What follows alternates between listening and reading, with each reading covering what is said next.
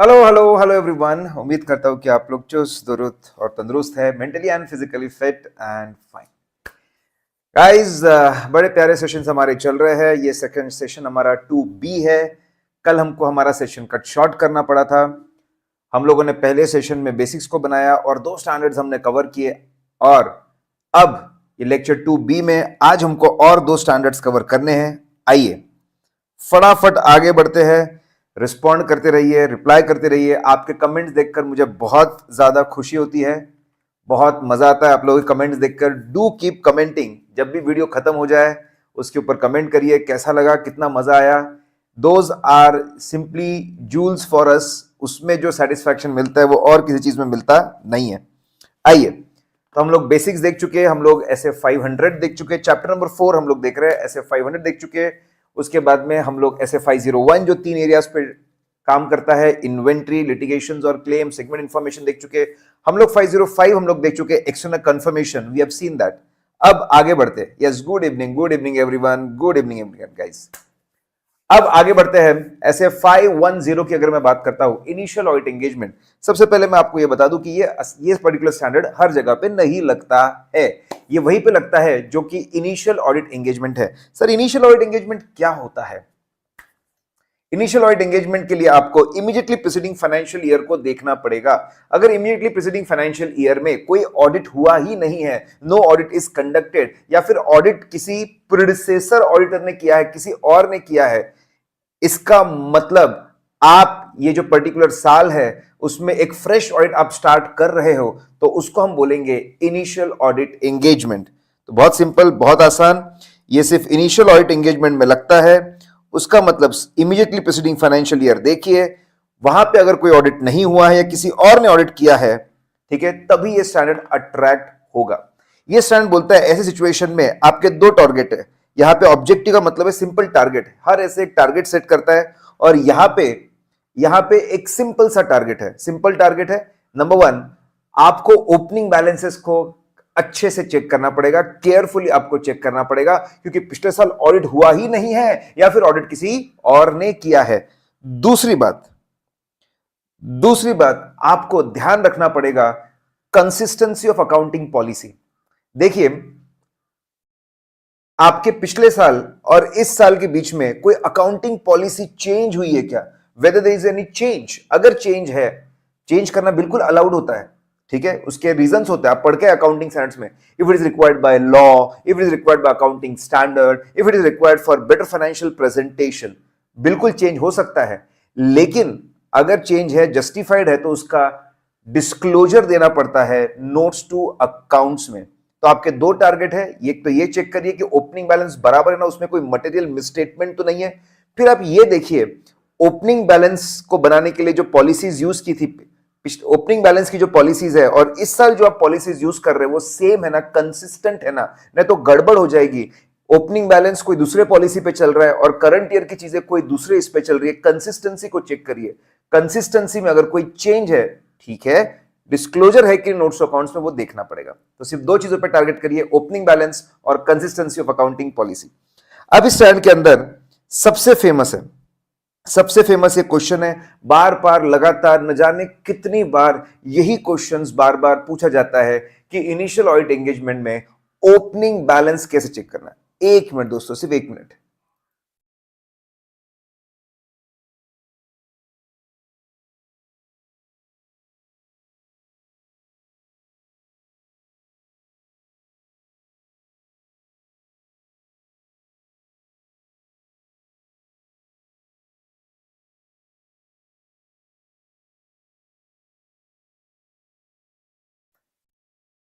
आइए, अब जो हमारे ऑब्जेक्टिव्स है उसको कैसे अचीव करें, क्या ऑडिट प्रोसीजर्स हम लोगों ने परफॉर्म करना चाहिए, what audit procedure we should exactly perform.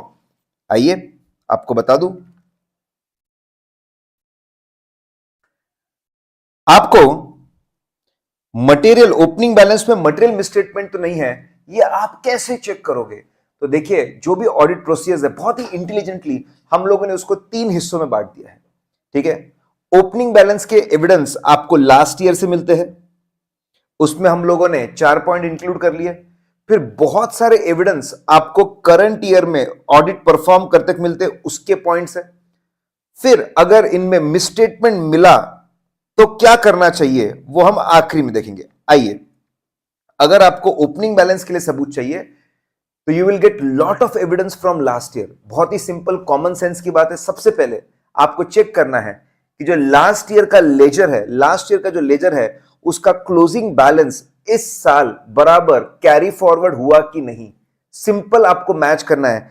Last year laser का जो क्लोजिंग बैलेंस है, इट क्लोजिंग बैलेंसेस है, it should match with the opening balance. Match हो रहा है कि नहीं वो आप चेक कर लो। ठीक है, चेक कर लिया, अरे वाह सही लग रहा है, आपके मन में विश्वास बढ़ जाता है। फिर जो पिछले साल के लेटेस्ट रीसेंट फाइनेंशियल स्टेटमेंट्स होंगे, जो पिछले साल के फाइनेंशियल स्टेटमेंट्स होंगे वो लीजिए। वो बैलेंसेस और ओपनिंग बैलेंसेस वापस मैच होने चाहिए। ग्रेट। जो लास्ट ईयर के फाइनेंशियल स्टेटमेंट से लेटेस्ट फाइनेंशियल स्टेटमेंट है वो लीजिए, उसके बैलेंसेस और opening balances should again match. अगर सब कुछ सही है तो जो लेजर है उसका क्लोजिंग बैलेंस ओपनिंग से मैच होना चाहिए। जो पिछले साल के फाइनेंशियल स्टेटमेंट है उसके बैलेंसेस ओपनिंग से मैच होने चाहिए। अगर ऑडिट रिपोर्ट अवेलेबल है, अगर पिछले साल का ऑडिट हुआ तो ऑडिट रिपोर्ट अवेलेबल है तो ऑडिट रिपोर्ट लीजिए। ऑडिट रिपोर्ट लीजिए और उस ऑडिट रिपोर्ट को अच्छे से पढ़िए। अगर वो क्लीन रिपोर्ट है तो हमारे मन में और विश्वास पैदा हो जाता है कि सब बराबर है। लेकिन अगर वो मॉडिफाइड है, क्वालिफाई किया हुआ है, एडवर्स किया हुआ है, ठीक है, अगर कुछ भी कमेंट किया मॉडिफाइड है, तो जो एरियाज में मॉडिफिकेशन किया हुआ है, जो एरियाज में, ठीक है, जो एरियाज में मॉडिफिकेशन किया हुआ है वो गलतियां इस साल भी हो सकती है। इसलिए वो एरियाज को आप high risk of material misstatement mark कर दीजिए, रिस्क ऑफ मटेरियल मिसस्टेटमेंट को बढ़ा दीजिए। फैंटास्टिक। और चौथी चीज, जब पुरानी गलतियां, पिछले साल की गलतियां इस साल हम रेक्टिफाई करते हैं तो प्रायर पीरियड आइटम आता है, प्रायर पीरियड आइटम का प्रॉफिट लॉस आता है। तो आप जाकर देखिए पिछले साल में कौन सी गलतियां थी, क्या गलती हुई थी, उसको कैसे इस साल रेक्टिफाई किया, रेक्टिफिकेशन बराबर है ना, प्रायर पीरियड आइटम का प्रॉफिट लॉस बराबर है ना। तो देखिए बहुत सिंपल, बहुत आसान। ठीक है, अगर आपको ओपनिंग बैलेंस चेक करना है तो आपका बहुत सारा एविडेंस आपका पिछले साल से आने वाला है। लेजर के क्लोजिंग बैलेंस ओपनिंग के साथ मैच होने चाहिए, पिछले साल के फाइनेंशियल स्टेटमेंट के बैलेंस ओपनिंग से मैच होने चाहिए। ऑडिट रिपोर्ट आप जाकर पढ़िए, अगर वहां पे मॉडिफाइड है तो वो एरिया को इस साल भी गलती हो सकती है, high risk of material misstatement mark करिए। और पिछले साल की गलती अगर रेक्टिफाई हुई है, प्रायर पीरियड आइटम्स की क्या कहानी थी और कैसे रेक्टिफिकेशन है ये आप देखिए, तो आपको पिछले साल से ये 4 एविडेंस आपको मिल जाएंगे। इस तरीके से अगर आप पढ़ोगे तो आपको चीजें बहुत अच्छे से, जबरदस्त तरीके से याद रहेगी। ओके, आइए नाउ अब करंट ईयर की ऑडिट प्रोसीजर्स। करंट ईयर आपके ओपनिंग बैलेंस के लिए बहुत सारा एविडेंस आपको करंट ईयर में जो आप ऑडिट प्रोसेस परफॉर्म करते हैं उससे आपको बहुत सारा एविडेंस मिलता है। सर कैसे? देखिए, सबसे पहले एसेट्स, मेरे दिमाग में सबसे पहले एसेट से आता है, फिक्स एसेट्स। आपने फिक्स एसेट का फिजिकल वेरिफिकेशन किया, आपने इन्वेस्टमेंट का फिजिकल वेरिफिकेशन किया। फिजिकल वेरिफिकेशन में आपने जो एसेट्स देखे, आपने उसके डॉक्यूमेंट्स देखे, अरे ये तो 1 अप्रैल के पहले खरीदा हुआ है। आपके सामने एसेट्स दिख रहे हैं, और आपको ये दिख रहा है कि ये 1 अप्रैल के पहले खरीदे हुए हैं। ये प्रूफ करता है कि ये ओपनिंग में थे। Current year audit process perform करते करते आपको ऑटोमेटिकली ओपनिंग का एविडेंस मिलेगा।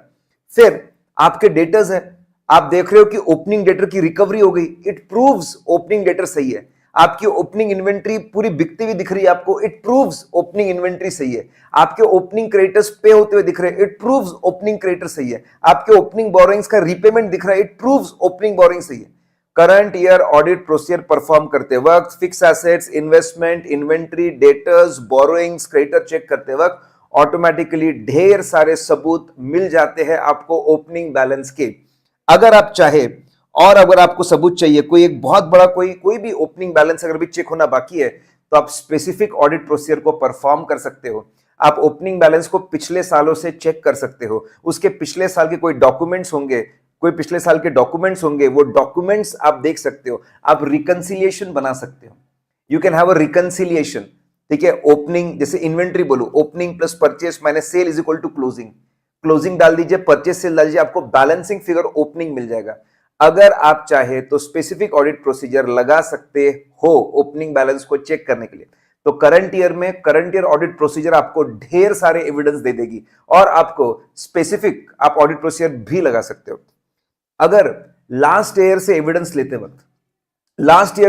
लेते वक्त या करंट ईयर से एविडेंस लेते वक्त आप सस्पेक्ट करते हो मटेरियल मिसस्टेटमेंट या फिर मिसस्टेटमेंट आप डिटेक्ट करते हो, भाई साहब फिर एडिशनल अगर मिसस्टेटमेंट आप सस्पेक्ट डिटेक्ट करते हो, फिर बिंदास जितनी चेकिंग करना है करो, जितने डेप्थ में जाना है जाओ, जितने डॉक्यूमेंट्स निकलवाना चाहते हो पिछले सालों के निकलवाओ, जितनी पूछताछ करनी है पूछताछ करवाओ, और गलती मिलती है तो रेक्टिफिकेशन करवाओ। ये रेक्टिफिकेशन होता है एज पर एसए 450 जो हम लोग पढ़ने वाले हैं। एज पर एसए 450 के हिसाब से रेक्टिफिकेशन करवाओ। रेक्टिफिकेशन कर लिए तो बहुत बढ़िया, रेक्टिफिकेशन नहीं करोगे तो रिपोर्ट को मॉडिफाई करना पड़ेगा। तो अगर आपको अगली बार ओपनिंग बैलेंस को कैसे चेक करोगे कोई पूछता है तो आपको लास्ट ईयर से 4 एविडेंस मिल जाएंगे, करंट ईयर से आपको 2 एविडेंस मिल जाएंगे, और अगर सस्पेक्ट करते हो डिटेक्ट करते हो मिस स्टेटमेंट को तो आप एडिशनल प्रोसीजर्स लगाकर इन डेप्थ जाइए, चेक करिए, ठीक है, और जो भी गलतियां मिलेगी उसका रेक्टिफिकेशन करवाइए। आपको कंसिस्टेंसी, आपका दूसरा ऑब्जेक्टिव था कंसिस्टेंसी ऑफ अकाउंटिंग पॉलिसी, बहुत जरूरी है। ओपनिंग बैलेंस की जो पॉलिसीज है और करंट ईयर की पॉलिसीज है बोथ शुड मैच होनी चाहिए। इसलिए आप क्या करिए, पिछले साल की अकाउंटिंग पॉलिसीज को पढ़िए, इस साल की अकाउंटिंग पॉलिसीज को पढ़िए, दोनों को मैच करिए, पूछताछ करिए कि कोई, ठीक है, मैच करेंगे तो आपको समझ में आ जाए कोई चेंजेस है क्या। इसके अलावा पूछताछ करके देखिए तो आपको चेंजेस मिल जाएंगे। चेंज इन अकाउंटिंग पॉलिसी है very important, change in accounting policy should be justified होना चाहिए। जस्टिफाइड है बहुत बढ़िया। आगे नोट्स टू अकाउंट्स में डिस्क्लोजर देना पड़ेगा कि चेंज की वजह से क्या इंपैक्ट है। अभी हम लोगों ने पढ़ा ऑडिट प्रोसीजर ऐसे 510 के अंदर कैसे ओपनिंग बैलेंस को चेक करना और कैसे आप कंसिस्टेंसी ऑफ अकाउंटिंग पॉलिसी को चेक कर सकते हैं। ये बहुत सिंपल, बहुत आसान था, ठीक है। आइए, कंक्लूजन और reporting is one of the most easiest thing रहती है, बहुत ही आसान। अगर ओपनिंग बैलेंस में आप ओपनिंग बैलेंस चेक करने गए, आपको you are not able to obtain sufficient audit appropriate audit evidence, management cooperate नहीं कर रहा, आपको सबूत नहीं दे रहा, ठीक है, पिछले साल का लेजर नहीं दे रहा, पिछले साल के फाइनेंशियल स्टेटमेंट नहीं दे रहा, पिछले बार की ऑडिट रिपोर्ट नहीं दे रहा, प्रायर पीरियड के डिटेल्स नहीं दे रहा, करंट ईयर का ऑडिट करते पिछले बार की कोई जानकारी नहीं दे रहा, अगर ऐसा सबूत की कमी महसूस हो रही है तो आपको क्वालिफाई या डिस्क्लेमर देना पड़ेगा। अगर आपको मटेरियल मिसस्टेटमेंट्स मिल रहे हैं वो रेक्टिफाई नहीं कर रहे तो क्वालिफाई एडवर्स देना पड़ेगा, ठीक है। कंसिस्टेंसी ऑफ अकाउंटिंग पॉलिसी आप देख रहे हो कि जस्टिफाइड नहीं है, ठीक है, चेंज किया है, चेंज जस्टिफाइड नहीं है, या फिर उसकी प्रॉपर अकाउंटिंग प्रेजेंटेशन डिस्क्लोजर नहीं है। एक तो चेंज जस्टिफाइड नहीं है या फिर जस्टिफाइड था लेकिन प्रॉपर अकाउंटिंग प्रेजेंटेशन डिस्क्लोजर नहीं है, हमको क्वालिफाई एडवर्स देना पड़ेगा। बहुत सिंपल है, एक बहुत सिंपल चीज होती है रिपोर्टिंग के अंदर।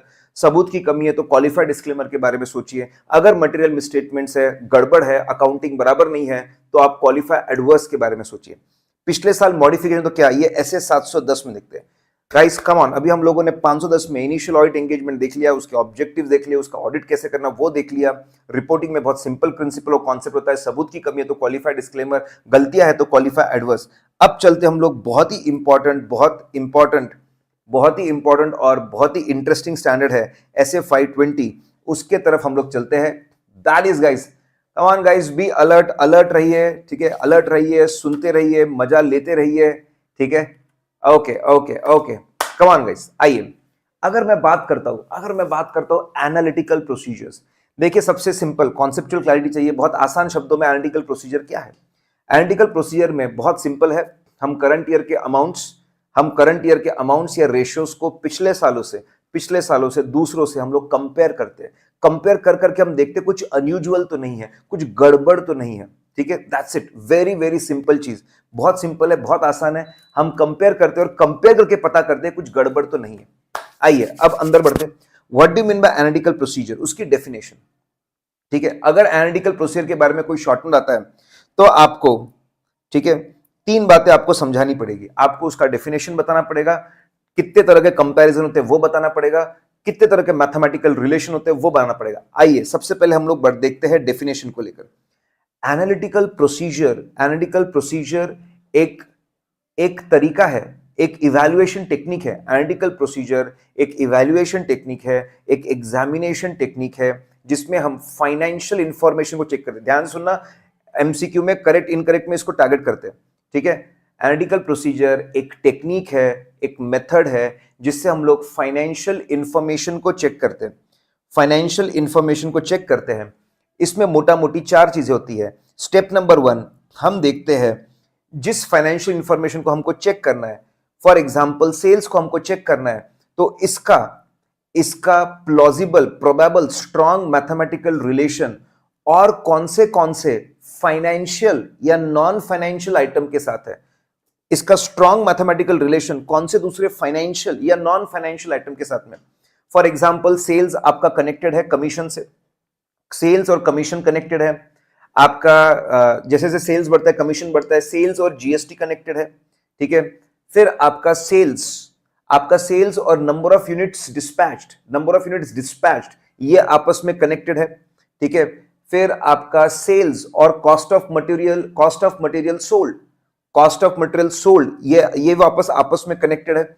अगर आपकी लॉजिस्टिक कंपनी है तो सेल्स और फ्यूल एक्सपेंसेस ये आपस में कनेक्टेड है। तो आपको पहले देखना होगा जिस चीज को चेक करना है उसका दूसरे फाइनेंशियल या नॉन फाइनेंशियल आइटम्स के साथ में क्या मैथमेटिकल रिलेशनशिप है, क्या लॉजिकल, प्रोबेबल, प्लॉजिबल बोलते हैं, प्लॉजिबल मतलब प्रोबेबल, लॉजिकल रिलेशनशिप किस किस के साथ है, वो आपको समझना पड़ेगा। वो मैथमेटिकल रिलेशंस आपको समझने पड़ेंगे, ठीक है। सर ये मैथमेटिकल रिलेशंस क्यों समझने पड़ेंगे? Very good. अगर ये मैथमेटिकल रिलेशंस अगर आप समझ पाओगे तो आप ये नॉलेज की मदद से आप एक्सपेक्टेड सेल्स कंप्यूट कर पाएंगे। You can compute expected sales. आपको अगर पता है कि कमीशन 5% है तो कमीशन 5% तो सेल कितना, एक्सपेक्टेड सेल्स निकाल पाएंगे। आपको अगर जीएसटी मिल जाए, जीएसटी 18% है तो सेल कितना, एक्सपेक्टेड सेल्स आप कंप्यूट कर पाएंगे। आपको पता है कि फ्रेट आउटवर्ड इतना लगता है, रिवर्स कैलकुलेशन करके एक्सपेक्टेड सेल्स। ये मैथमेटिकल रिलेशंस को समझना बहुत जरूरी है। क्यों? क्योंकि इसकी मदद से आप एक्सपेक्टेड सेल्स कंप्यूट कर पाओगे और फिर आप कंपेयर करोगे एक्सपेक्टेड सेल्स को एक्चुअल सेल्स से। इसलिए स्टेप नंबर 1 में आप पहले फटाफट मैथमेटिकल रिलेशंस को समझ जाइए। स्टेप नंबर 2 में अब आप कलेक्ट कर लिए रिलायबल डेटा। आप सेल्स का डेटा इकट्ठा करिए, कमीशन का डेटा इकट्ठा करिए, जीएसटी का डेटा इकट्ठा करिए, डिस्पैच का डेटा इकट्ठा करिए, कितनी क्वांटिटी डिस्पैच की, आप फ्रेट आउटवर्ड का डेटा इकट्ठा करिए, जो भी डेटा रेलेवेंट है वो सब कुछ इकट्ठा करिए। स्टेप नंबर 3, आपको कंप्यूट करना है expected values. Expected value can be amount, ठीक है। Expected value can be amount, expected value can be a ratio, it can be a graph. आप एक्सपेक्टेड वैल्यू कंप्यूट करिए, जीएसटी का डेटा लीजिए, reverse calculation करिए, expected sales निकालिए। अब आप स्टेप नंबर 4 कंपेयर करिए, द मोस्ट इंपॉर्टेंट स्टेप, आप कंपेयर करिए एक्सपेक्टेड सेल्स और एक्चुअल सेल्स को। अगर उसमें बहुत बड़ा डिफरेंस है, आप कंपैरिजन के बाद अगर आपको बहुत बड़ा डिफरेंस, उसको बोलते हैं इनकंसिस्टेंसी है, या फिर रेशियो में बहुत बड़ा फ्लक्चुएशन है, इनकंसिस्टेंसीज है, फ्लक्चुएशन है, अगर कोई बहुत बड़ा मिसमैच है, it is a indicator of material misstatement. अगर बहुत बड़ा डिफरेंस आपको मिलता है तो आपने पूछताछ करनी चाहिए, मजा नहीं आया तो आपने अदर ऑडिट प्रोसीजर करके इन्वेस्टिगेशन करना चाहिए। बेसिकली अगर आपको डिफरेंस निकल के आता है तो you should investigate. Quickly guys, definition of analytical procedure बहुत सिंपल है, बहुत आसान है। ये एक तरीका है फाइनेंशियल इंफॉर्मेशन को चेक करने का। स्टेप नंबर 1, जिस फाइनेंशियल इंफॉर्मेशन को चेक करना है उसका दूसरे फाइनेंशियल, नॉन फाइनेंशियल इंफॉर्मेशन के साथ में आप मैथमेटिकल रिलेशन, प्लॉजिबल रिलेशन क्या है वो आप निकाल लीजिए। फिर आप रिलायबल डेटा को इकट्ठा करिए, स्टेप नंबर 2। स्टेप नंबर 3, आप एक्सपेक्टेड वैल्यूज, एक्सपेक्टेड रेशियोज निकालिए। फिर आप कंपैरिजंस करिए, ठीक है, एक्सपेक्टेड वैल्यूज का और एक्चुअल्स के साथ में कंपैरिजन करिए। Go for comparison. अगर बहुत बड़ा डिफरेंस आता है तो उसको इन्वेस्टिगेट करिए। अब टाइप्स ऑफ कंपैरिजन देखिए, डेफिनेशन हमारी हो गई, डेफिनेशन के बाद में टाइप्स। अब यहां पे देखिए क्या प्यारा सा फ्लो बना है। अगर मेरे दिमाग में सबसे पहले पिछला साल आता है, ठीक है, मेरे दिमाग में सबसे पहले पिछला साल आता है। अगर आप चीजों को पिछले साल से कंपेयर करेंगे, ठीक है, अगर आप चीजों को, अगर आप अमाउंट्स को, रेशियोज को पिछले साल से कंपेयर करेंगे, प्रायर पीरियड से कंपेयर करेंगे, it is a trend analysis. पिछले साल से कंपेयर करेंगे, it is a trend analysis, उसको ट्रेंड एनालिसिस बोलते हैं। आप अगर उसको ओपनिंग बजट से कंपेयर करेंगे, अगर आप उसको ओपनिंग बजट या ओपनिंग फोरकास्ट से कंपेयर करेंगे, उसको कंपैरेटिव एनालिसिस बोलते हैं। ठीक है, फिर ऑडिटर करंट ईयर में अपने खुद के अंडरस्टैंडिंग और नॉलेज के हिसाब से अपने एस्टिमेट्स निकालता है कि मेरे हिसाब से कंपनी का कितना सेल होना चाहिए, कितना एक्सपेंस होना चाहिए, कितना प्रॉफिट होना चाहिए, उससे कंपेयर करते हैं। उसको प्रेडिक्टिव एनालिसिस बोलते हैं, that is called predictive analysis. फिर साल के एंड में अपने कंपनी का डेटा इंडस्ट्री के दूसरे कंपनियों से कंपेयर करते हैं, that is called inter-firm analysis. देखो क्या प्यारा फ्लो बन गया। अगर आप पिछले साल से चीजों कंपेयर करते हैं, दैट्स अ ट्रेंड एनालिसिस। अगर आप ओपनिंग से कंपेयर करते हैं, दैट इज कंपैरेटिव एनालिसिस। अगर आप ऑडिटर खुद के एस्टिमेट से compare, that is predictive analysis. और अगर आप इंडस्ट्री से कंपेयर करते हैं, दैट इज इंटरफर्म एनालिसिस।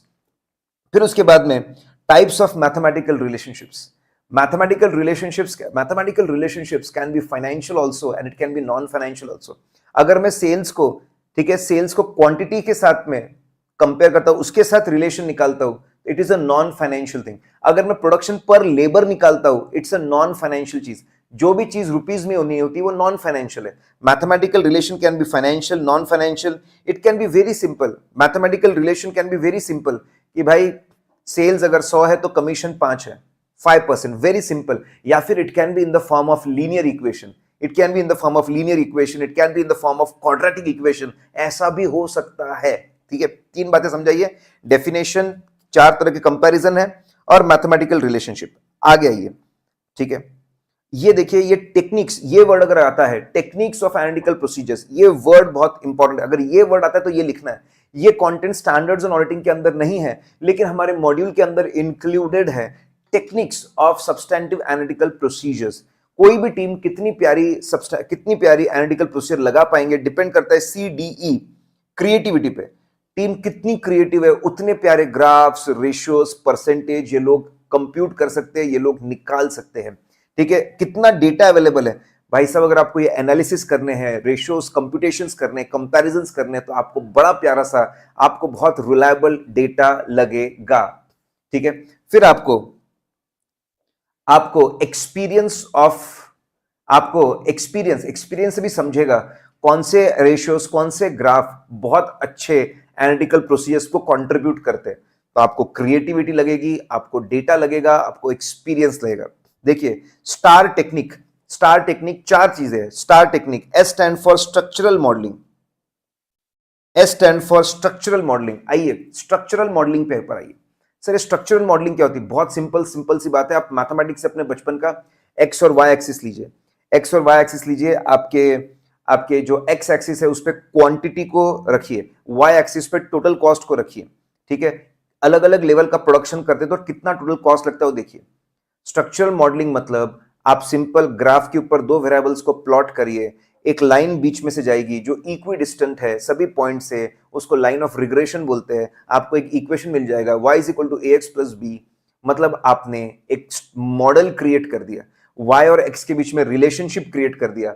ये इक्वेशन के मदद से आप y की वैल्यू को प्रेडिक्ट कर सकते हो। स्ट्रक्चरल मॉडलिंग मतलब ग्राफ्स यूज करना, वेरिएबल्स यूज करना, इक्वेशंस बनाना, उसकी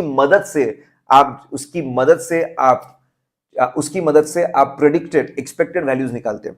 ट्रेंड एनालिसिस, जब आप हिस्टोरिकल डेटा से कंपेयर करते हो चीजों को, या फिर हिस्टोरिकल डेटा को यूज करके प्रेडिक्ट करते हैं कि फ्यूचर कैसा रहेगा। भाई हिस्टोरिकली 20% की ग्रोथ थी, तो इस साल कितना एक्सपेक्टेड सेल्स रहेगा, एक्सपेक्टेड प्रॉफिट रहेगा। अगर आप हिस्टोरिकल डेटा को यूज करते हैं तो उसको ट्रेंड एनालिसिस बोलते हैं। रेशियो एनालिसिस, बहुत सी बार लोग बोलते हैं काम करो बेटा, ठीक है, many time people say that, एक काम करो बेटा, सीधा अमाउंट क्यों कंपेयर करो? सीधा अमाउंट कंपेयर करना अच्छी बात नहीं है ना। सीधा अमाउंट कंपेयर करना अच्छी बात नहीं है। ठीक है, 1 मिनट के लिए, जस्ट अ मिनट, ओके। आप सुनते जाइए, सिर्फ स्क्रीन आ जाएगी 2 मिनट में आपके सामने। तो आप सीधा अमाउंट क्यों कंपेयर कर रहे हैं? आप रेशियो निकालिए, डेटर टर्नओवर रेशियो निकाले, कंपेयर करिए, इन्वेंटरी टर्नओवर रेशियो निकाले, कंपेयर करिए, जीपी रेशियो आप निकाले, कंपेयर करिए। उसको हम लोग बोलते हैं, that is called as ratio analysis. Reasonableness test, एक काम करिए, आपका नॉन फाइनेंशियल डेटा लीजिए, आपका ऑपरेशनल डेटा लीजिए, उसकी मदद से उसकी मदद से आप फाइनेंशियल डेटा को प्रेडिक्ट करिए कि भाई इतना यूनिट्स मैंने डिस्पैच किया है, इतना यूनिट मैंने डिस्पैच किया है इस पर्टिकुलर क्वार्टर में, ऑन एन एवरेज ये रेट था, units dispatch into average rate करो, एक्सपेक्टेड सेल्स निकालो। जब आप आपके non financial data, operational data की मदद से आप प्रेडिक्ट करते हैं फाइनेंशियल डेटा को, ठीक है, उसको कंपेयर करते हैं, उसको बोलते हैं रीजनेबलनेस। भाई मेरे ऑपरेशंस को देखकर, मेरे नॉन फाइनेंशियल डेटा को देखकर क्या फाइनेंशियल डेटा रीजनेबल लग रहा है, एक्सेप्टेबल लग रहा है, ये हमको समझ में आता है। ठीक है, तो भाई साहब जब हम लोग बात करते हैं when we talk about techniques, तो ध्यान देंगे बहुत सिंपल है, बहुत आसान है, स्टार टेक्निक। ठीक है, STAR technique, S stand for structural modelling, T stand for trend analysis, A stand for analysis ratio analysis, R stand for reasonableness test. आइए now very very very very very important, आपके जो analytical procedures है, जो comparison है, ये जो प्यारी चीज है, ये 3 जगह हम यूज कर सकते हैं। हम इसको प्लानिंग फेज में यूज कर सकते हैं। ठीक है, we can use it in planning phase, हम इसको प्लानिंग फेज में यूज कर सकते हैं, हम इसको एग्जीक्यूशन फेज में यूज कर सकते हैं, हम इसको फाइनलाइजेशन फेज में यूज कर सकते हैं। ठीक है, 3 फेज में, एक एक फेज के अंदर हम लोग चलते हैं। आइए सबसे पहले प्लानिंग फेज, बड़ी प्यारी चीज है, ये रिपीट होता है 1-2 बार अलग अलग जगह पे। एनालिटिकल प्रोसीजर्स, ये जो कंपैरिजन वाला काम है, ठीक है, ये कंपैरिजन वाला काम हम लोग, ये जो कंपैरिजन वाला काम है, वी कैन डू दिस, ये कंपैरिजन हम कर सकते हैं, ये कंपैरिजन हम लोग कर सकते हैं। ठीक है, प्लानिंग फेज में क्या करो? प्लानिंग फेज में एक काम करिए, कंपनी में जब आप इनिशियली आते हो, ढेर सारा फाइनेंशियल, नॉन फाइनेंशियल डेटा इकट्ठा करिए। इनके पिछले ओवर पीरियड ऑफ टाइम इनके सेल्स कितने थे, परचेस कितने थे, प्रॉफिट कितने थे, पूरा डेटा लीजिए, नॉन फाइनेंशियल डेटा भी लीजिए। ठीक है, आपने इनके सेल, परचेस, प्रॉफिट का डेटा ले लिया। अब आप इनके कितने नंबर ऑफ एम्प्लॉइज कितने हैं, इनका शोरूम कितने स्क्वायर फुट का है, प्रोडक्शन कितना है, इनके ये लोग कितनी क्वांटिटी परचेस करते, ढेर सारा नॉन फाइनेंशियल डेटा भी लीजिए। तो इनिशियली प्लानिंग फेज में आप बहुत सारा इनका फाइनेंशियल, नॉन फाइनेंशियल डेटा पूरा लीजिए and look at the magic now. अब दूसरों से कंपेयर करिए, इंडस्ट्री में जो बाकी लोग हैं उनसे कंपेयर करिए, आपको समझ में आएगा, अरे ये तो मार्केट लीडर्स है, ये तो मार्केट लीडर है, सबसे ज्यादा इनका मार्केट शेयर है। भाई साहब क्या इनके पास में शोरूम्स है, सबसे ज्यादा स्क्वायर फुट में शोरूम्स इनके पास है। आपको इनके स्ट्रेंथ नजर आएंगे। अरे ये क्या, R&D में ये लोग बहुत पैसा कम खर्च करते हैं, R&D इनका वीकनेस है, रिसर्च एंड डेवलपमेंट इनका वीकनेस है। दूसरों से कंपेयर करिए, आपको इनके स्ट्रेंथ और वीकनेस समझ में आएगा। अरे यार इनका कॉस्ट ऑफ प्रोडक्शन बहुत हाई है, ये तो इनका वीकनेस है। दूसरों से कंपेयर करके स्ट्रेंथ और वीकनेस समझेंगे। आप पिछले साल से कंपेयर करिए, अगर आप पिछले साल से कंपेयर करेंगे तो आपको न्यू डेवलपमेंट पता चलेगा। भाई फिक्स एसेट इतना बढ़ गया है, एक्सपांशन था, okay okay okay okay okay okay, expansion था क्या, समझ में आया कहां पे एक्सपांशन हुआ है, कहां पे फ्लक्चुएशंस है। आप जो कंपैरिजंस करेंगे दूसरों से और पिछले सालों से, तो आपको समझ में आएगा कहां पे बहुत बड़े बड़े चेंजेस है, कहां पे बहुत ज्यादा फ्लक्चुएशंस है, कहां पे नई चीजें हुई है, वहां पे मिसस्टेटमेंट के चांस हो सकते हैं। आपको रिस्की एरियाज मिल जाएंगे, प्लानिंग फेज पे आपको रिस्की एरिया मिल जाएंगे, आपको पता चल जाएगा कहां कहां पे रिस्क है। इसकी मदद से आप बहुत अच्छे NTE, nature timing extent of audit procedures को आप तय कर पाएंगे। Let's freeze guys, analytical procedures को प्लानिंग फेज में यूज करना बहुत सिंपल है, बहुत आसान है। आप बहुत सारा फाइनेंशियल, नॉन फाइनेंशियल डेटा लीजिए, नंबर 1। नंबर 2, आप इसको कंपेयर करिए, दूसरों से स्ट्रेंथ्स और वीकनेस पता चल जाएंगे। नंबर 3, पिछले साल से कंपेयर करिए, न्यू डेवलपमेंट, न्यू थिंग्स आपको पता चल जाएगी। ठीक है, फिर इन सब से आपको कॉम्प्लिकेटेड एरियाज, जजमेंट वाले एरियाज, प्रेशर वाले एरियाज, आपको रिस्की एरियाज मिल जाएंगे। एक बार रिस्की एरिया मिल गए तो प्लानिंग में बहुत मजा आएगा। Nature timing extent of audit procedures आपको मिल ना, आप तय कर पाओगे। तो प्लानिंग फेज। अब एनालिटिकल प्रोसीजर्स को हम एग्जीक्यूशन फेज में यूज कर सकते हैं।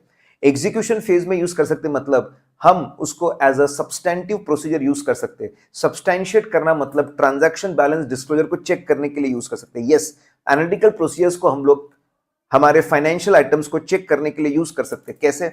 आप सैलरी का ग्राफ बनाइए, आप सैलरी का 12 महीने का ग्राफ बनाइए, एकदम फ्लैट या थोड़ा सा जब बोनस दिया जाता है तो थोड़ा इंक्रीज, आपको ऑलमोस्ट हॉरिजॉन्टल मिलना चाहिए, हॉरिजॉन्टल मिलना चाहिए। ठीक है, आपको 2 बार स्पाइक मिला, आपने पूछा पहली बार क्या था, अच्छा बोनस पे किया था, वेरी गुड वेरी गुड, लाओ बोनस के डिटेल्स वो भी चेक करना। तो एक बार और इंक्रीज हुआ, ये क्यों इंक्रीज हुआ, सीएफओ छोड़ के गया ना तो उसको कॉम्पनसेशन दिया, अच्छा अग्रीमेंट लाओ, अरे अग्रीमेंट में तो कॉम्पनसेशन के बारे में कुछ भी नहीं दिया, अरे सर वो खुद लेकर चला गया, क्या बात कर रहे हो खुद लेकर चला गया, ये तो फ्रॉड हुआ है कंपनी के साथ में। अच्छा वो मैंने एनालिटिकल प्रोसीजर परफॉर्म किया, देखते से समझ गया कुछ तो गड़बड़ है, मैंने चेक किया उसको और मुझे फ्रॉड मिल गया 50 करोड़ का। ठीक है, तो जब आप एनालिटिकल प्रोसीजर्स को, कम अमाउंट्स, रेशियोज, ग्राफ को आप यूज करते हो ट्रांजैक्शन बैलेंस डिस्क्लोजर को चेक करने के लिए, उसको बोला जाता है analytical procedures are used as substantive procedures, उसी को बोलते हैं सब्सटेंटिव एनालिटिकल प्रोसीजर्स। क्या बोलते हैं उसको, सब्सटेंटिव एनालिटिकल प्रोसीजर। तो अगर आप एनालिटिकल प्रोसीजर्स को यूज करना चाहते हो एज अ सब्सटेंटिव प्रोसीजर, आप लोगों को पता होगा सब्सटेंशिएट करने के 2 तरीके, ट्रांजैक्शन बैलेंस डिस्क्लोजर को सब्सटेंशिएट करने के, चेक करने के 2 तरीके होते हैं, 2 तरीके होते हैं। पहला क्या होता है दोस्तों, एनालिटिकल प्रोसीजर्स, एकदम आराम से बैठकर कंपैरिजन कंपैरिजन खेलो। दूसरा होता है मैदान में जाओ, दूसरा होता है मैदान में जाओ, टेस्ट ऑफ डिटेल्स परफॉर्म करो, जाओ जाके डॉक्यूमेंट्स देखो, जाओ जाके डॉक्यूमेंट्स देखो, that is test of details. जाके आपने डॉक्यूमेंट देखे, इंस्पेक्शन किया, टेस्ट ऑफ डिटेल्स, आपने पूछताछ की, टेस्ट ऑफ डिटेल्स। तो ध्यान रखिए सब्सटेंशिएट करने के 2 तरीके होते हैं, एक होता है एनालिटिकल प्रोसीजर्स और एक होता है आपका टेस्ट ऑफ डिटेल्स। अब यहां पे अगर आप एनालिटिकल प्रोसीजर्स को यूज करना चाहते हो, अगर आप सब्सटेंटिव ऑडिट प्रोसीजर्स लगा रहे हो और आप ये तय करना चाहते हो कि मैं कितना एनालिटिकल प्रोसीजर्स यूज करूं और मैं कितना टेस्ट ऑफ डिटेल्स यूज करूं, ठीक है, कितना मैंने एनालिटिकल प्रोसीजर्स यूज करना चाहिए और कितना मैंने टेस्ट ऑफ डिटेल्स यूज करना चाहिए, अगर आप ये बैठकर सोचना चाहते हो तो आपको 4 स्टेप्स से 4 पॉइंट्स के बारे में सोचना चाहिए। आइए, अगर आप एनालिटिकल प्रोसीजर को यूज करना चाहते हो सब्सटेंटिव प्रोसीजर, तो सबसे पहले आपने सोचना चाहिए सूटेबिलिटी। क्या एनालिटिकल प्रोसीजर ये एक पर्टिकुलर ट्रांजैक्शन बैलेंस डिस्क्लोजर क्या एरिया के लिए सूटेबल है क्या। फॉर एग्जांपल, ठीक है, सेल्स के बहुत ज्यादा मैथमेटिकल रिलेशन है जीएसटी के साथ, बहुत सारे अलग अलग आइटम्स के साथ में, वहां पे आपको एक पैटर्न मिलता है, आपको ट्रेंड मिलता है, जहां पे आपको स्ट्रॉन्ग मैथमेटिकल रिलेशंस मिलते हैं, ट्रेंड मिलता है, पैटर्न मिलता है, वहां पे आप कंपैरिजंस कर सकते हो, क्या सेल्स के लिए सूटेबल है, यस। जीएसटी का भी आपको मिल जाता है, क्या सूटेबल है, यस। लेकिन लीगल एक्सपेंस में ऐसा कोई पैटर्न नहीं है, ऐसा कोई ट्रेंड नहीं है, ऐसा कोई मैथमेटिकल रिलेशन नहीं है, क्या उस एरिया में सूटेबल होगा, बिल्कुल नहीं। लीगल एक्सपेंस चेक करने के लिए एनालिटिकल प्रोसीजर अच्छे नहीं है। एडवर्टीजमेंट एक्सपेंडिचर मैनेजमेंट पे डिपेंड करता है, कभी कम होता है, कभी ज्यादा होता है, ठीक है, तो जनरली वहां पर भी सूटेबल नहीं होता है। तो वंस अगेन, अगर आप एनालिटिकल प्रोसीजर्स को यूज करना चाहते हो as a substantive procedure, substantiate करने के लिए, तो नंबर वन आपने देखना चाहिए, ठीक है, नंबर वन आपने देखना चाहिए, इज इट सूटेबल, क्या वो एरिया के लिए सूटेबल है क्या। जैसे मैंने बोला सेल्स के लिए सूटेबल है, जीएसटी के लिए सूटेबल है, but is not suitable for legal expenses and advertisement expense. फिर आपने देखना चाहिए असर्शन के लिए सूटेबल है क्या। एनालिटिकल प्रोसीजर बहुत प्यारी चीज है, कंप्लीटनेस, मोटा मोटी सब ठीक लग रहा है ना, कुछ छूटा तो नहीं है, कंप्लीटनेस चेक करने के लिए बहुत बढ़िया है, वैल्यूएशन चेक करने के लिए, ठीक है, मोटा मोटी अमाउंट सही है, वैल्यूएशन चेक करने के लिए बहुत बढ़िया है। लेकिन एग्जिस्टेंस, बिल्डिंग का एग्जिस्टेंस आप रेशियो एनालिसिस से चेक नहीं कर सकते, जाके देखना होगा। ओनरशिप आप रेशियो एनालिसिस से चेक नहीं कर सकते, आपको ओनरशिप डॉक्यूमेंट्स को देखना होगा, ठीक है। तो एग्जिस्टेंस के लिए सूटेबल नहीं है, राइट्स ऑब्लिगेशन के लिए सूटेबल नहीं है। गाइस बहुत सिंपल, बहुत आसान। स्टेप नंबर 1 आप देखिए, is it suitable for that area and is it suitable for that assertion. अगर आपको दिखता है एरिया और असर्शन के लिए सूटेबल है, नेक्स्ट आप जाइए कलेक्ट रिलायबल डेटा, देखो डेफिनेशन से मैच होगा। अगर आपको सूटेबल लगा तो अगला आप ढेर सारा डेटा इकट्ठा करिए, सेल्स का डेटा, जीएसटी का डेटा, डिस्पैच का डेटा, बहुत सारा डेटा आप इकट्ठा करिए, देखिए, ठीक है, ये जो डेटा है वो रिलायबल है कि नहीं। आप डेटा लेना चाहिए, देखना दीजिए कंप्लीट है ना, एक्यूरेट है ना। फिर उसके बाद में स्टेप नंबर 3 आपको एक्सपेक्टेड वैल्यूज कंप्यूट करना है, आपको एक्सपेक्टेड अमाउंट कंपेयर करना है, एक्सपेक्टेड रेशियो निकालना है, एक्सपेक्टेड परसेंटेज निकालना है। अगर आप एक्सपेक्टेड अमाउंट को रेंज में निकालते हो, रेंज कि ये इसके बीच में रहेगा, 40 से 50 लाख, अगर ऐसा रेंज निकालते हैं तो वो रेंज नैरो होनी चाहिए, रेंज बहुत बड़ी नहीं होनी चाहिए। अगर आप बोलेंगे प्रोविजन फॉर डाउटफुल डेट कितना होना चाहिए, बोले 5,000 से लेके 5 करोड़, अगर इतनी बड़ी रेंज होगी तो बहुत सारे अमाउंट उसमें कवर हो गए, सब कुछ सही लगेगा। तो सफिशिएंटली नैरो होनी चाहिए, ठीक है, कि भाई कितना अमाउंट रहना चाहिए, ताकि अगर उसके रेंज के बाहर अगर चीजें जाती है तो हम उसको बोल सके that it is a miss statement. तो स्टेप नंबर 3, एक्सपेक्टेड वैल्यूज निकालो। अगर रेंज है तो उसकी रेंज, ठीक है, नैरो होनी चाहिए। स्टेप नंबर 4, फाइनली आप कंपैरिजंस करिए एक्सपेक्टेड वैल्यूज को एक्चुअल वैल्यूज को, एक्सपेक्टेड वैल्यूज को एक्चुअल वैल्यूज को आप कंपेयर करिए, कंपेयर करके आप डिफरेंस निकालिए। गो फॉर कंपैरिजन, कंपैरिजंस करिए और कंपैरिजंस करके आप डिफरेंस निकालिए। अगर बड़े बड़े डिफरेंसेस आते हैं तो उसको इन्वेस्टिगेट करिए। लेट्स फ्रीज गाइस, बहुत सिंपल, बहुत आसान है। अगर आप उसको यूज करना चाहते हो एज एनालिटिकल प्रोसीजर, पहले देखना चाहिए एरिया और असर्शन के लिए सुटेबल है कि नहीं। सुटेबल है तो लॉटरी खुल गई, आपने रिलायबल डेटा लेना चाहिए। स्टेप नंबर 3 में एक्सपेक्टेड वैल्यूज को निकालना चाहिए। स्टेप नंबर 4 में कंपैरिजंस करनी चाहिए, डिफरेंस निकालना चाहिए। डिफरेंस ज्यादा है तो उसको इन्वेस्टिगेट करना चाहिए, ठीक है। अब इस ऐसे की जान है, सुटेबल है कि नहीं कैसे पता करना, डेटा रिलायबल है कि नहीं कैसे पता करना, सुटेबल है कि नहीं कैसे पता करें, डेटा रिलायबल है कि नहीं कैसे पता करें, एक्सपेक्टेड वैल्यूज अच्छी कैसे निकाल सकते हैं, डिफरेंस को इन्वेस्टिगेट करना कि नहीं, ठीक है। नाउ दिस इज एक एक पॉइंट जो भी हम पढ़कर आए, इसी को हमको डिस्कस करना है। ये ऐसे का हार्ट है, ये ऐसे का दिल है। अब किसी भी एरिया के लिए, किसी भी एरिया के लिए एनालिटिकल प्रोसीजर्स सुटेबल है कि नहीं, किसी भी एरिया के लिए एनालिटिकल प्रोसीजर सुटेबल है कि नहीं, मैं कैसे समझूं। तो विराट वाले पॉइंट्स है, विराट वाले पॉइंट्स है, ठीक है। विराट वाले पॉइंट्स है, क्या है सर ये? V stand for volume, volume of transaction. जिस एरिया में भी वॉल्यूम ऑफ ट्रांजैक्शन बहुत ज्यादा होता है, हजारों लाखों अगर ट्रांजैक्शंस होते हैं, ये ट्रांजैक्शंस को एनालाइज करके, ये ट्रांजैक्शंस को एनालाइज करके मैथमेटिकल रिलेशंस निकालना बहुत आसान हो जाता है, ठीक है। ट्रांजैक्शन, उसके प्रोसेसिंग चार्जेस का रिलेशन निकालना आसान हो जाता है।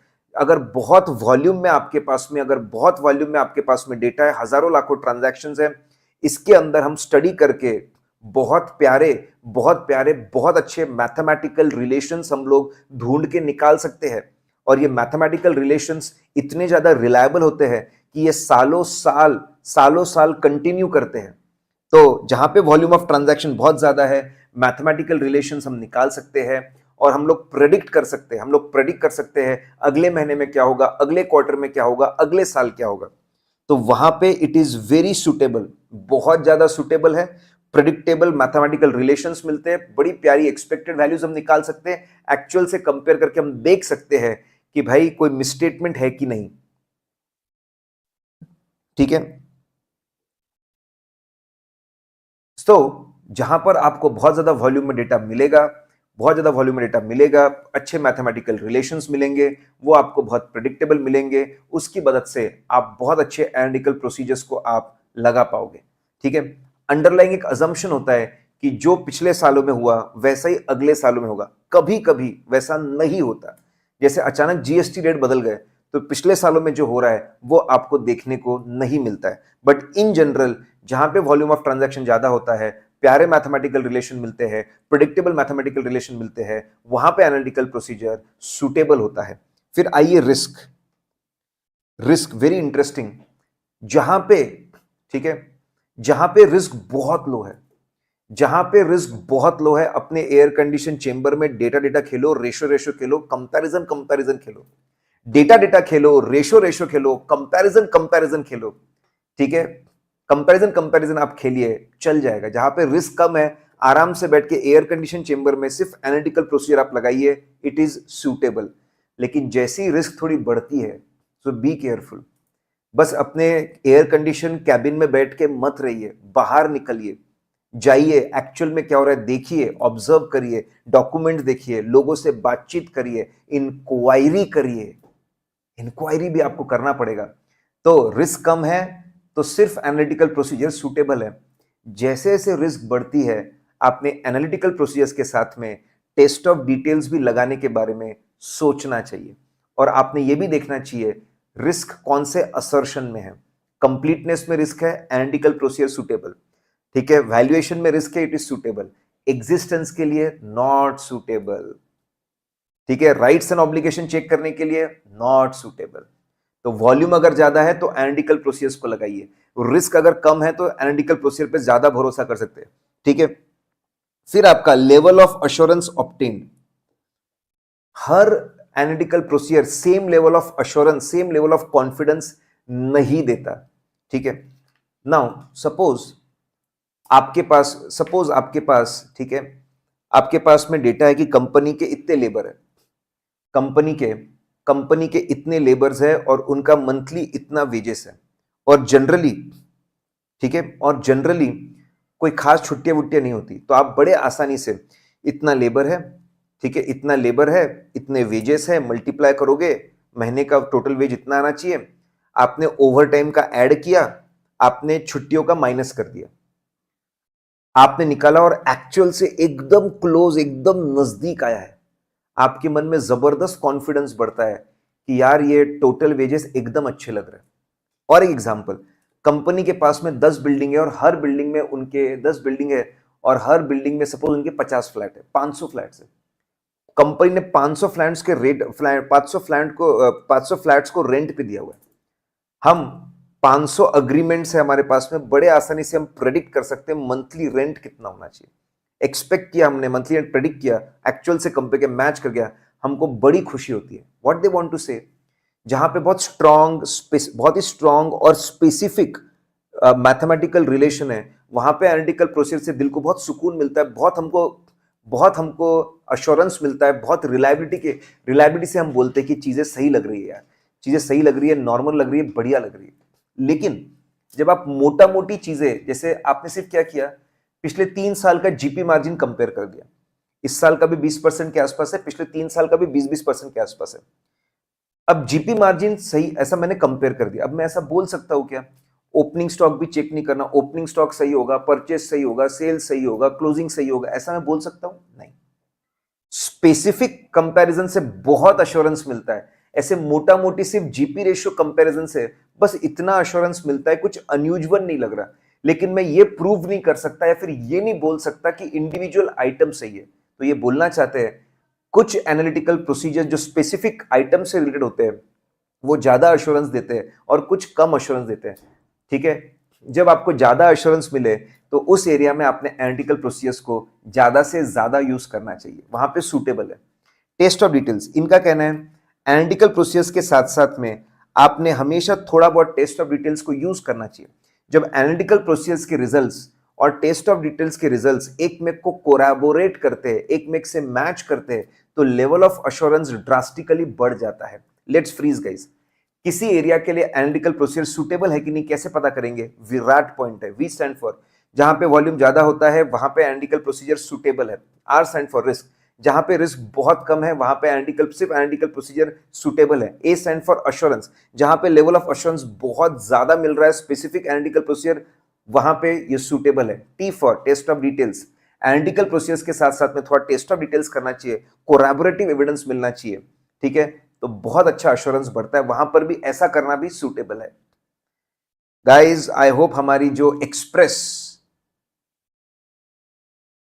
एक्सप्रेस, ठीक है, सुपरफास्ट एक्सप्रेस चल रहा है, आप लोग इसके साथ में बने हुए, आप जो सुपरफास्ट एक्सप्रेस चल रहा है आप इसके साथ में बने हुए हो, आप इसके साथ में टिके हुए हो। हमारा बहुत सारा कोर्स होता है दोस्तों, तो हमारे लिए बहुत जरूरी होता है कि हम फटाफट चले।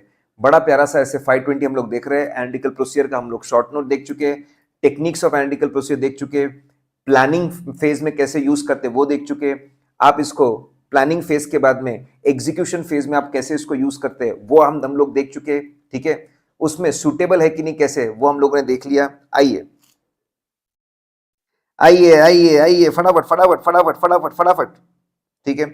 बहुत सारी चीजें मैं आप लोगों को प्रोवाइड करने वाला हूं। जैसे ही ये हमारा आरआर खत्म होता है, मैं 250, आज हमारी परम क्वेश्चन बैंक रिलीज हो गई है, ठीक है, परम क्वेश्चन बैंक हमारी रिलीज हो गई है। जो बच्चे हैं वो बिल्कुल चिंता ना करें, जो बच्चे बिल्कुल चिंता ना करें, फेस टू फेस वालों को भी डिस्पैच हो जाएगा, जो घर जा चुके हैं सबको मिल जाएगी परम, और मैं उसमें से 250 प्लस इंपॉर्टेंट क्वेश्चंस आपको कराऊंगा। मैं आपका साथ में रहूंगा। पहले आपको कॉन्सेप्ट्स कराऊंगा आरआर में, फिर मैं आपको 250 क्वेश्चंस कराऊंगा और फिर मैं आपको आपके मॉड्यूल के सारे एमसीक्यूज भी कराऊंगा। आपको एबीसी एनालिसिस और जो ऑडियोज मेरी तरफ से पेंडिंग है वो भी मैं दूंगा। पूरे चैप्टर्स के ऑडियोज जब चाहे तब जो चीज आपको रिवाइज करना है बिल्कुल रिवाइज करिए, ठीक है। आइए सर, इसी जन्म में मिलेगा ना? हाँ ऑफ कोर्स बेटा, इसी जन्म में मिलेगा, ठीक है। ध्यान दीजिए, बस आपके प्यारे प्यारे जो कमेंट्स होते हैं, आपके जो प्यारे प्यारे कमेंट्स होते हैं वीडियो के साथ में, वीडियो खत्म होने के बाद में, वो डालते रहिए, आपका प्यार बरसाते रहिए, उससे बड़ी खुशी मिलती है, एनर्जी बढ़ जाती है काम करने की। आइए नाउ, अब किसी एरिया के लिए अगर आपको पता चल गया चलो ठीक है सूटेबल है, अब रिलायबल डेटा चाहिए, आप एनालिटिकल प्रोसेस परफॉर्म करने गए, यहां पे ध्यान रखना दोस्तों, अगर रिलायबिलिटी ऑफ डेटा की बात की है तो ऐसे 500 लगता है, लेकिन रिलायबिलिटी ऑफ डेटा की बात की है, अगर रिलायबिलिटी ऑफ डेटा की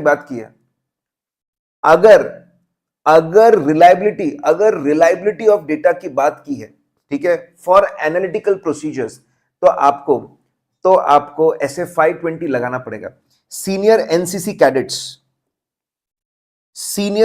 कैडेट्स, ये शॉर्टकट है हमारा, सीनियर एनसीसी कैडेट्स रिलायबल है, ठीक है। नाउ आइए, S stand for source of data. आपके पास में जो डेटा है अगर वो एक्सटर्नल सोर्स है, एम्प्लॉयज का डेटा एक्सटर्नल सोर्स से आ रहा है, एक हमारी थर्ड पार्टी ऑर्गेनाइजेशन है जो हमारा पूरा सैलरी प्रोसेसिंग करती है, थर्ड पार्टी ऑर्गेनाइजेशन से आ रहा है, तो बहुत ज्यादा रिलायबल होता है। देन नेचर ऑफ डेटा, अगर नेचर ऑफ डेटा एक्चुअल है तो बहुत ज्यादा रिलायबल होता है as compare to estimated data, judgement based data, जितना रिलेवेंट हो, ठीक है। पिछले साल भी यही प्रोडक्ट्स थे, इस साल भी यही प्रोडक्ट्स है, तो ये रिलेवेंट है, बहुत ज्यादा रिलायबल डेटा होता है पिछले साल का हमारे लिए। लेकिन पता चला इस साल 10 नए प्रोडक्ट्स आ गए, तो अब इस साल का डेटा और पिछले साल का डेटा आपस में रिलेवेंट नहीं होते, ठीक है। तो रिलायबिलिटी डिपेंड करती है नेचर पे, actual data is much more reliable than estimated judgement based data.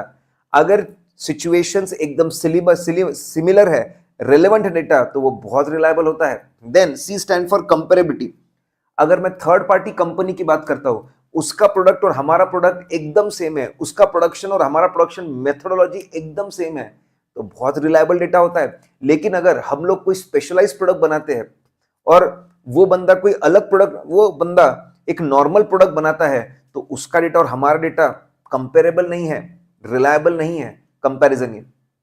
फिर उसके बाद कंट्रोल ओवर प्रिपरेशन, अगर इंटरनल कंट्रोल बहुत स्ट्रांग है, सैलरी का डेटा कंप्यूट करने के लिए 5 एम्प्लॉइज है, उसका एक सुपरवाइजर है, एक सॉफ्टवेयर है, step by step process follow करते हैं, तो अगर इंटरनल कंट्रोल बहुत स्ट्रांग है which ensure completeness, accuracy and validity, approved data, authenticated data, ठीक है, एचआर हेड ने साइन किया हुआ है, तो वो ज्यादा रिलायबल है। लेट्स फ्रीज गाइस, आपको एनालिटिकल प्रोसीजर परफॉर्म करने के लिए डेटा मिला, कैसे पता करोगे रिलायबल है कि नहीं? अगर सोर्स ऑफ डेटा एक्सटर्नल है, reliable, nature of data actual basis पे है, रिलायबल, कंपेरेबल है, थर्ड पार्टी से सेम एक जैसी चीजें कर रहे हैं, रिलायबल, इंटरनल कंट्रोल्स और प्रिपरेशन ऑफ डेटा बहुत स्ट्रांग है, जो कंप्लीटनेस, एक्यूरेसी और वैलिडिटी चेक करते हैं, रिलायबल। तो ये डेटा बड़ा रिलायबल होगा, प्यारा होगा। इसको आप एनालिटिकल प्रोसीजर के लिए बिल्कुल यूज कर सकते हैं। You can use it for analytical procedures. आइए, फिर अगर आपको एक्सपेक्टेशंस डेवलप करनी है, जो आपको डिस्क्रिप्शन में नोट्स दिए हुए हैं, उसमें सब कुछ है दोस्तों, एवरीथिंग इज देयर, ठीक है। और मैंने आपको बताया बहुत ही प्रिंट कॉस्ट, 4 कलर बुक्स है हमारी, प्रिंट कॉस्ट पे अवेलेबल है, आप वो बुक्स भी ले सकते हो और उसको भी रेफर करके आप आगे बढ़ सकते हो। फैक्टर्स अफेक्टिंग, ठीक है, डेवलपिंग एक्सपेक्टेशंस। आइए, बहुत सिंपल, बहुत आसान है। अदा पॉइंट्स है, 3 पॉइंट है। A stand for availability of data, जितना ज्यादा फाइनेंशियल और नॉन फाइनेंशियल डेटा अवेलेबल होगा, सेल्स से रिलेटेड जितना फाइनेंशियल, नॉन फाइनेंशियल, जितना ज्यादा डेटा अवेलेबल होगा, उतने क्रिएटिव रेशियोज, उतने क्रिएटिव एक्सपेक्टेड वैल्यूज हम कंप्यूट कर पाएंगे, बड़े प्यारे एक्सपेक्टेड वैल्यूज हम ला पाएंगे। जितना डेटा अवेलेबल रहेगा उतना बढ़िया, फाइनेंशियल, नॉन फाइनेंशियल, पिछले सालों का डेटा जितना अवेलेबल होगा उतना बढ़िया, उतने बेहतरीन एक्सपेक्टेड वैल्यूज हम निकाल पाएंगे। D stand for disaggregation of data. भाई साहब टोटल सेल्स को ब्रेक करके दो, ठीक है, ब्रेक करके दो, डिसएग्रीगेट करके दो, सेग्रीगेट करके दो। आप साइकिल बेच रहे हो, रेस वाली कितनी साइकिल बेची, बच्चों के कितने साइकिल्स आपने बेची, ठीक है, जो जिनको कोई डिसेबिलिटी है उसकी कितनी साइकिल्स बेची। आपको ब्रेकअप चाहिए। अगर आप प्रोडक्ट वाइज ब्रेकअप, अगर प्रोडक्ट वाइज ब्रेकअप मिलेगा, क्वार्टर वाइज ब्रेकअप मिलेगा, रीजन वाइज ब्रेकअप मिलेगा, तो ये ब्रेकअप की मदद से हम लोग एग्जैक्टली प्रोडक्ट का, लोकेशन का बहुत प्यारा एक्सपेक्टेड वैल्यू निकाल पाएंगे। इसलिए ब्रेकअप चाहिए हमको। फिर एक्यूरेसी ऑफ एक्सपेक्टेड रिजल्ट। जितना स्टेबल बिजनेस रहेगा, जितने स्ट्रॉन्ग मैथमेटिकल रिलेशन रहेगा, जितना ओवर द पीरियड बिजनेस चल रहा है हमारा, ठीक है, उतने कॉन्फिडेंस से, उतने एक्यूरेसी से हम एक्सपेक्टेड रिजल्ट्स निकाल पाएंगे। ध्यान दीजिए वंस अगेन, एक्सपेक्टेड वैल्यूज हम कब बहुत अच्छे निकाल पाएंगे? एडीए, अदा, जब अदा बहुत अच्छी हो। ए स्टैंड फॉर अवेलेबिलिटी। जितना डेटा अवेलेबल रहेगा एक्सपेक्टेड वैल्यूज उतनी प्यारी निकाल पाएंगे। जितना डिटेल मेरे पास में ब्रेकअप कर करके, सेल्स का ब्रेकअप प्रोडक्ट वाइज, आगे मंथ वाइज, आगे ब्रांच वाइज, जितना ब्रेकअप रहेगा उतना अच्छा एनालिसिस करके उतनी प्यारी एक्सपेक्टेड वैल्यूज निकाल पाएंगे। और एक्यूरेसी ऑफ एक्सपेक्टेड वैल्यूज अगर बहुत ज्यादा है, मैथमेटिकल रिलेशन बहुत स्ट्रांग है, स्टेबल बिजनेस है, तो एक्सपेक्टेड वैल्यूज उतनी प्यारी निकलेगी, उतनी रिलायबल निकलेगी। देखिए पहले सूटेबल है कि नहीं, विराट वाले पॉइंट्स थे। फिर डेटा रिलायबल है कि नहीं, सीनियर एनसीसी वाले पॉइंट्स थे। फिर एक्सपेक्टेड वैल्यूज कितनी अच्छी निकाल पाएंगे, अदा वाले पॉइंट्स थे। अब आप कंपेयर करेंगे, आपको डिफरेंस मिलेगा। अब आप कंपेयर करेंगे, आपको डिफरेंस मिलेगा। अब आपको डिफरेंस मिलेगा, आपके मन में आएगा आपको डिफरेंस मिला है, आपको डिफरेंस मिला है दोस्तों, आपको डिफरेंस मिला। आपने कंपैरिजन किया, आपने एक्सपेक्टेड वैल्यूज को और एक्चुअल वैल्यूज को कंपेयर किया और आपको डिफरेंस मिला। अब ये डिफरेंस को इन्वेस्टिगेट करे कि नहीं करे, whether we should investigate the difference और नॉट। देखो एक बहुत सिंपल सा एग्जांपल है, सोचा था लू नहीं लू, इसमें ले रहा हूं। देखिए हमारे एक्सपेक्टेड सेल्स 100 लाख थे, हमारे एक्सपेक्टेड ब्रांच के सेल्स 100 लाख थे, ठीक है। रैपिड रिवीजन आप गाइस चिंता मत करिए, रैपिड रिवीजन हमारा अराउंड 18 लेक्चर्स का हमारा शेड्यूल है। 18 लेक्चर्स, 18 लेक्चर का हमारा शेड्यूल है। मैं उसमें या उसके पहले खत्म करने की कोशिश करूंगा, ठीक है, और 20 आवर्स के अंदर हम लोग पूरा करने वाले हैं। नाउ पहले हम रैपिड रिवीजन करेंगे, फिर 250 इंपॉर्टेंट क्वेश्चंस करेंगे, उसके बाद में एमसीक्यू में आपको कराऊंगा, और उसके बाद में एमटीपी आरटीपी में कुछ खास मिला तो वो भी आपको कर दूंगा, ठीक है। और आपके पास में पूरा टाइम मिलेगा। एग्जाम आपके पोस्टपोन होने वाले हैं, इसकी पूरी प्रोबेबिलिटी है 25 मई के आसपास आपके शुरू होंगे।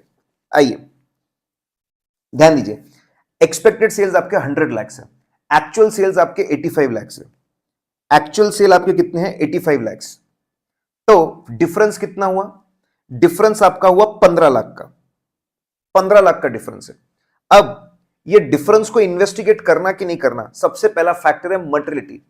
अरे मटेरियलिटी 20 लाख है, मटेरियलिटी लेवल 20 लाख है और ये डिफरेंस सिर्फ 15 लाख है, क्यों इतना टेंशन कर रहे हैं? मत करो इन्वेस्टिगेट। लेकिन और एक फैक्टर है, ठीक है, R, risk of material misstatement.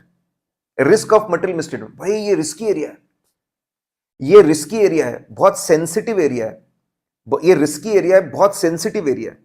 अगर रिस्क जहां पे ज्यादा होती है ना, हमने केयरफुल हो जाना चाहिए। रिस्क जहां पे ज्यादा होती है हमने केयरफुल होना चाहिए, हमने मटेरियलिटी लेवल को कम करना चाहिए, छोटी मोटी गलतियों को भी देखना चाहिए। हमने ऐसी अंदाजा 20% से लेवल को एडजस्ट कर दिया, 16 लाख। अरे 16 लाख का लेवल आ गया, मेरा डिफरेंस तो 15 लाख है, अभी भी इग्नोर कर दो। फिर अगला पॉइंट है लेवल ऑफ अश्योरेंस रिक्वायर्ड। मतलब क्या? स्ट्रैटेजी लेवल पे हम डिसाइड करते हैं कि हमको लेवल ऑफ अश्योरेंस कितना चाहिए, 90%, 95%, 98%, 99%, कितना अश्योरेंस चाहिए? यार इस बार हमको ज्यादा अश्योरेंस चाहिए, और केयरफुल चलना पड़ेगा, ज्यादा अश्योरेंस चाहिए और केयरफुल चलना पड़ेगा। हमने 20% से और एडजस्टमेंट कर दिया, 20 लाख माइनस 20% माइनस 20%, 12 लाख। 12 लाख के ऊपर डिफरेंस गया तो वी शुड इन्वेस्टिगेट। हमारा डिफरेंस आ रहा था 15 लाख, हमारा डिफरेंस आ रहा था 15 lakh, we should investigate.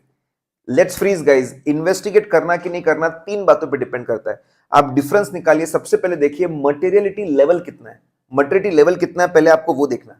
Materiality level देखने के बाद में आपको देखना है रिस्क कितनी है, आपको रिस्क कितनी है वो देखना पड़ेगा, और थोड़ा एडजस्ट करना पड़ेगा मटेरियल लेवल को बिकॉज ऑफ रिस्क। आपको देखना पड़ेगा लेवल ऑफ अश्योरेंस कितना चाहिए, अगर ज्यादा चाहिए तो और एडजस्टमेंट करना पड़ेगा। मतलब इन्वेस्टिगेट करना कि नहीं करना, उसके लिए 3 फैक्टर्स देखने पड़ेंगे, material level, risk of material misstatement, level of assurance required, MRL. ठीक है, एमआरएफ होता है, यहां पे एमआरएल है। ठीक है, एमआरएल पॉइंट्स आपको देखने पड़ेंगे। नाउ इन्वेस्टिगेट कैसे करेंगे, बहुत सिंपल, बहुत आसान। How are we going to investigate, how are we going to investigate, हम इन्वेस्टिगेट कैसे करेंगे। अगर आप कंपैरिजन करते हैं, अगर आप कंपैरिजन करते हो और कंपैरिजन में आपको डिफरेंस नजर आता है, आपको डिफरेंस नजर आता है, बहुत बड़ा डिफरेंस नजर आता है, और आप सोचते हो आपको इन्वेस्टिगेट करना है, इन्वेस्टिगेट करने का सबसे बेस्ट तरीका है इंक्वायरी।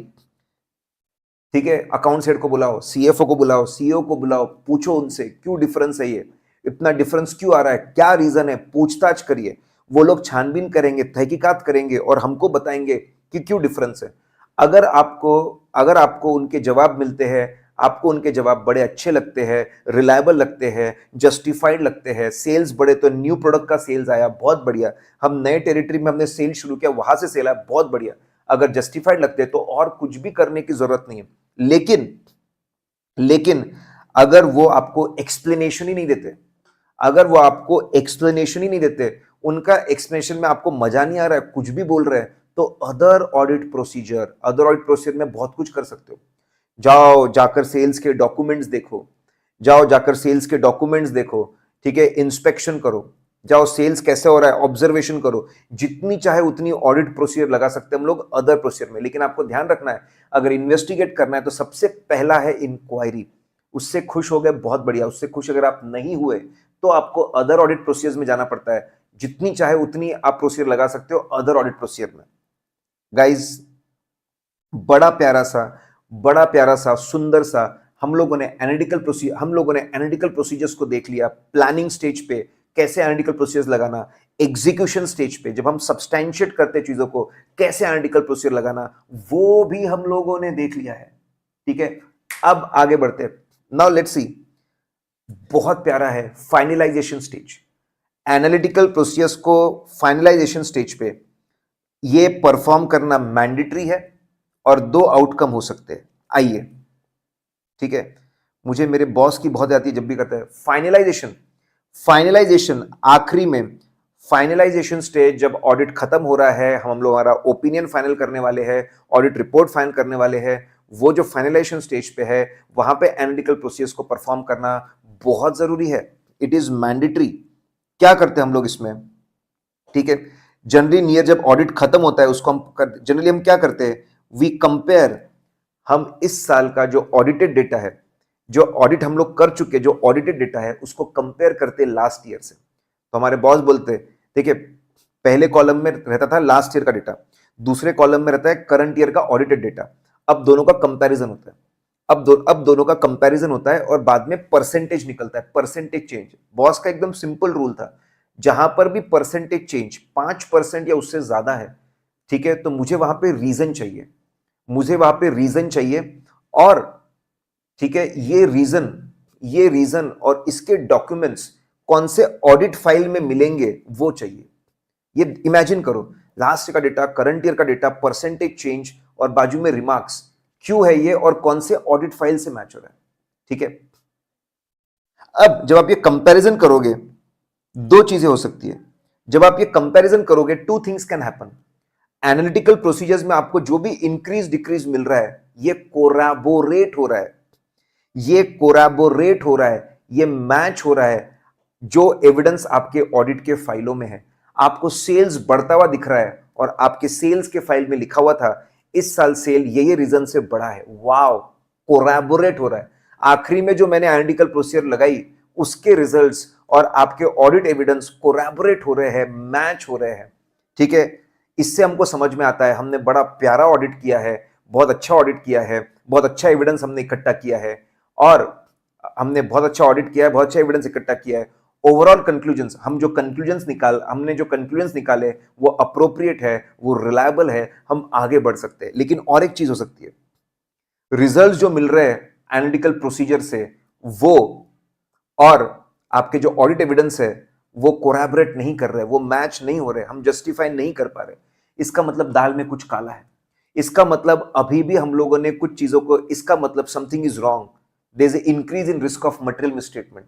हमने और ऑडिट प्रोसेस परफॉर्म करनी चाहिए, और तहकीकात करनी चाहिए, और एविडेंस लेना चाहिए। ठीक है, तो देखो बहुत सिंपल है, आप क्या बोलेंगे, फाइनलाइजेशन स्टेज, कंक्लूजन स्टेज में एनालिटिकल प्रोसेस परफॉर्म करना मैंडेटरी है, near the end of the audit करना चाहिए। कंपेयर करते current year data last year से, दो चीजें होंगी, अगर हमको कोलैबोरेटिव ऑडिट एविडेंस मिल रहा है तो हम बोलेंगे ऑडिट बहुत अच्छा परफॉर्म किया, एविडेंस बहुत अच्छा है, कंक्लूजन हमारे सही है।